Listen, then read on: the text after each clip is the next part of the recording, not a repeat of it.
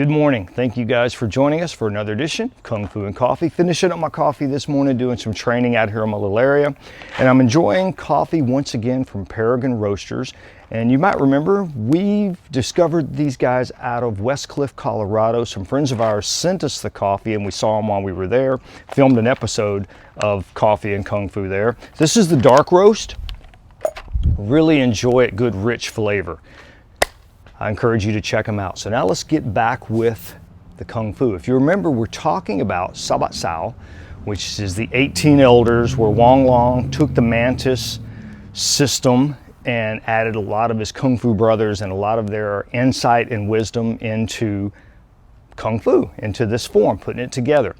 Where we talked about last time we were together was the ambidextrousness of the form. Now we're going to move a little deeper into one of my favorite aspects of the set.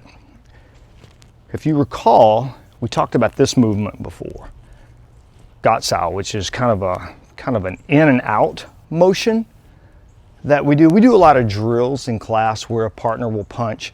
You'll be in like your forward stance, front stance, and they'll punch and you'll loop it out, and then you'll punch with them, punch to them, and they do the same thing. That's a pretty cool drill for you managed practitioners out there. Punch and just work on kind of back and forth, that motion. Here's where we went. If you remember the circle arm, and then this, that's what I'm going to talk about today. So I'll face you so you can kind of get an idea of what we're doing. Left foot is in front. So the person's throwing, and what I love about it, of course, they could throw either the left hand, which would be what I call inside gate, or they could throw the right hand and I could hook it. I could actually catch it on the outside here, catch it here, redirect it here, turning their body like this when I would catch it, turning them. Now, let me explain something that just came to my mind. Is it's not so much that I'm grabbing them like an eagle claw type grab. My Sifu always talked about it's a non-committed grab. It's just these three fingers here is the mantis claw. Some mantis practitioners I've recognized as they grab the whole hand. Really, I'll just focus on these three. And it's a redirection, causes a little bit of drag. The guy's punching, it gives him just a little bit of drag, slow him down a bit. So his punch is coming in, and of course I move the body too. I don't want to just do this. He can still hit me if he had a weapon or something too. Move rather than block. I have to get the body out of there. Punch is coming, let's call it the right fist. Right fist is coming at me. I catch it outside, redirect it by shifting into the 7-star. I'm opening up that hole. Hopefully his arm is going deeper into that punch so that I can return, strike quickly using the 7-star. Remember, we talked about if I use the 7-star, simulating a kick. So I'm hoping to take the knee out as well as the punch. So again, 1, 2, right there, there's the punch. Now let's say if it's a left-handed strike, he throws the left-handed, I can still hook it out, I'm just working inside gate, so you have to be very conscious of his right hand coming at you. If I'm here, at least this hand is up. I can punch, or if he's already coming with a second hand, I can use that hand to block if I have to, and then punch. 1, 2. Let's say he throws that right hand. I can block it. Block, grab his shoulder, pull his shoulder, and go for that sweep. And still, I'm inside gate, and then you have the left hand to worry about. But if I pluck that shoulder out, let's talk about outside gate. All right, he's coming in with the right hand. I hook it. Remember, I got his body turned like this.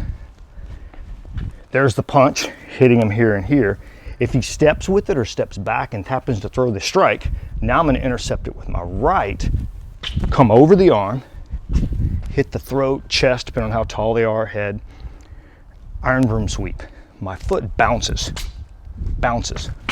off the floor. So you're catching them right here, hopefully lifting them off their feet. Right there.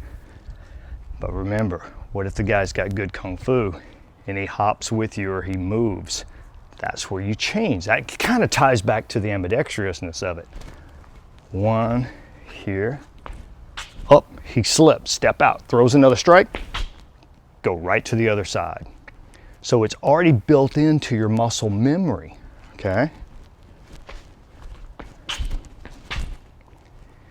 Continuing to attack, continuing to attack. Hopefully that's gonna throw him, do some damage, falls backwards, knocks him out. Hopefully that's the end of the fight.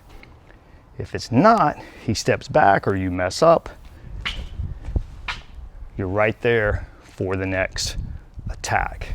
And then leading into that attack is an arm break or a takedown, which we'll get into next week. But it's really an interesting,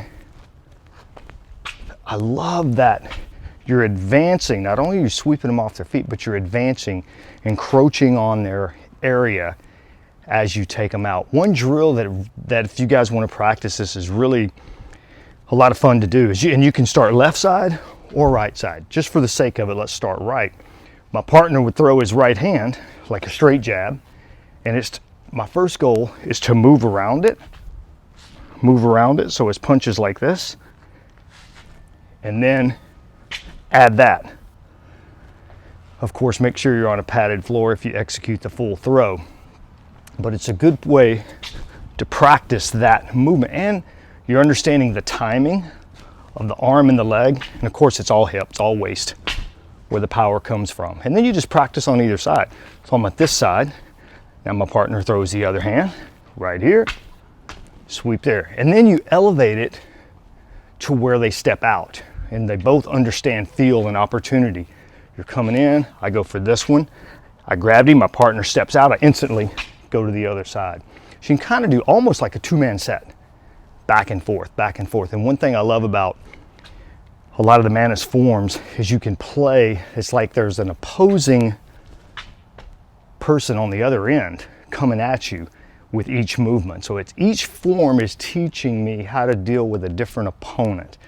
My Kung Fu brother, Sifu Philip Bolton, says that a lot, talks about you want to get them to where they only have a few options of how to react so that you can manipulate it. So I'm very excited to share this form with you. It's my favorite.